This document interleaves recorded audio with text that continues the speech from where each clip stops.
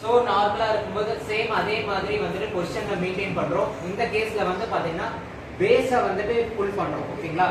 So நார்மலா ஒரு person நிற்கும் போது கீழே இருக்கிற பேஸ் ஆஃப் சப்போர்ட்டை எய்தர் ஃபார்வர்டாவோ ஆர் பேக்வர்டாவோ மூவ் பண்ணும்போது, ஃபார் எக்ஸாம்பிள் இப்போ பேஸ் மூவ்ஸ் ஃபார்வர்ட், பேஸை வந்துட்டு ஃபார்வர்டா மூவ் பண்ணா நம்ம ஹியூமன் பாடி என்ன பண்ணுவோம், பேக்வர்டா விழுக போகும்.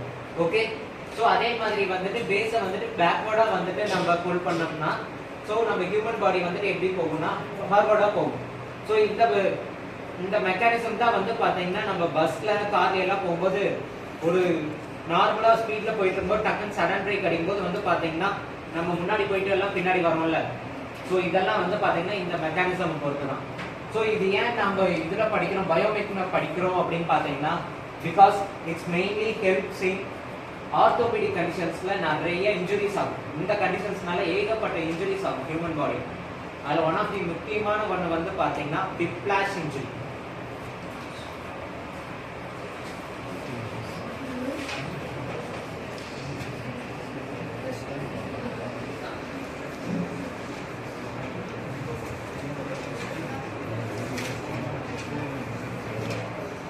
ஸோ நம்ம பயோமெக்கானிக்ஸ் படிக்கிறதுக்கே மெயின் ரீசன் என்னன்னு பார்த்தீங்கன்னா இது வந்து நம்ம எது கூட கோரிலேட் பண்ணுவோம்னு பார்த்தீங்கன்னா நெக்ஸ்ட் இயர் நம்ம வந்துட்டு ஆர்த்தோ கார்டியோ நியூரோ படிக்கும்போது நம்மளோட ஹியூமன் பாடியோட பயோமெக்கானிக்ஸ் தெரிஞ்சாதான் இதில் இன்ஜுரிஸ் ஆகிறத வந்துட்டு நம்ம ஐடென்டிஃபை பண்ண முடியும். ஸோ அதுக்கேற்ற மாதிரி அசஸ் பண்ணுறதும் ப்ரோட்டோகால் செட் பண்ணுறதுக்கும் எல்லாத்துக்கும் வந்துட்டு பயோமெக்கானிக்ஸ் தான் தேவை.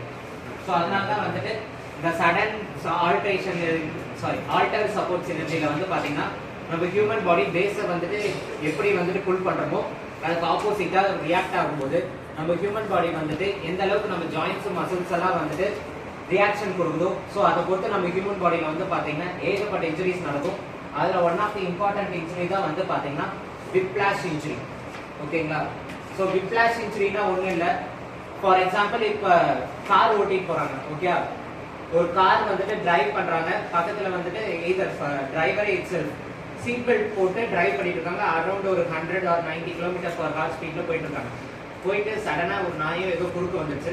அப்ப என்ன பண்றாங்கன்னா சடன் பிரேக் அடிக்கும் போது என்ன பண்ணுவாங்கன்னா நம்ம ஹியூமன் பாடி என்ன பண்ணும், சடன் பிரேக் அடிச்சா என்ன ஆகும், ஸோ ஃபார்வர்டா போயிட்டு தென் எகைனா பேக்வர்டா வருமா.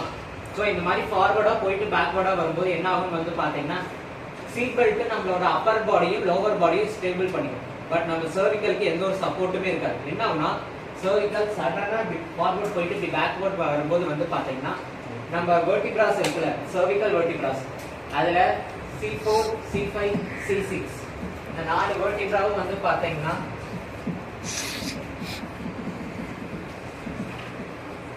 இந்த 3 வெர்டிபிராவும் C4, C5, C6 இந்த 3 வெர்டிபிரால ஏதாவது ஒரு வெர்டிபிரா மேல ஸ்ட்ரெஸ் ஓவர் ஆச்சுன்னா வெர்டிபிரா வந்து ஃபிராக்சர் ஆகிறதுக்கு நிறைய சான்ஸ் இருக்கு. ஓகேங்களா?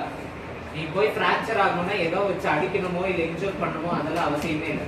நம்ம பாடி இன்டர்னலா எந்த மாதிரி ரியாக்ட் ஆகுதோ அதை பொறுத்தே நம்ம வந்து இன்டர்னல் ஃபோர்ஸஸ் வந்துட்டு நம்ம பாடிக்குள்ள வந்து ஃபிராக்சர்ஸை வந்துட்டு கொண்டு வரும். ஸோ அதுல one of the main fracture வந்துட்டு விப்ளாஷ் இன்ஜுரி. ஓகேங்களா? ஸோ விப்ளாஷ் இன்ஜுரினா என்ன, sudden flexion in the cervical vertebra, sudden flexion in the cervical vertebra followed by hyperextension. So sudden flexion பண்ணி சடனா வந்துட்டு ஹைப்பர் எக்ஸ்டென்ஷன் பண்ணும்போது வந்து பாத்தீங்கன்னா நம்ம cervical vertebra வந்து fracture ஆகும். ஸோ அந்த கண்டிஷனுக்கு பேர் தான் வந்து பாத்தீங்கன்னா whiplash injury. ஏன் இதை நான் இங்க முக்கியமா சொல்றேன்னா இந்த ஆல்டர்டு சினர்ஜிஸ் எல்லாம் வந்து படிக்கிறது வந்து பாத்தீங்கன்னா இதுக்காக தான். ஸோ அதில் ஒன் ஆஃப் தி மெயின் வந்து விப்ளாஷ் இன்ஜுரின்னு வந்து தெரிஞ்சுக்கங்க. பின்னாடி இதை பற்றி ஆர்த்தோபீடிக்ஸ் படிக்கிறப்ப வந்து ஃபுல்லாக படிக்கணும். ஓகே, ஸோ நெக்ஸ்ட் அதுக்கப்புறம் வந்துட்டு பாஸ்டரல் அலைன்மெண்ட் வந்து பார்த்தோமா லாஸ்ட் கிளாஸ்ல. ஸோ பாஸ்டரல் அலைன்மெண்ட்ல என்ன பார்த்தோம், ஸோ பாஸ்டரல் அலைன்மெண்ட் ஒரு ஹியூமன் பாடியோட பாஸ்டரல் அலைன்மெண்ட்டை நம்ம எப்படியெல்லாம் பார்ப்போம், எந்தெந்த வியூஸ்ல பார்ப்போம், frontal view, frontal view, sagittal view, transverse view. இந்த வியூஸ் எல்லாம் பாக்குறீங்க. Okay, so sagittal view last கிளாஸ்ல நம்ம பார்த்தது வந்துட்டு sagittal view. சோ sagittal viewனா நம்ம எப்படி பார்ப்போம், சோ sagittal view வந்து பாத்தீங்கன்னா either பேஷண்டோட ரைட் சைடு ஆர்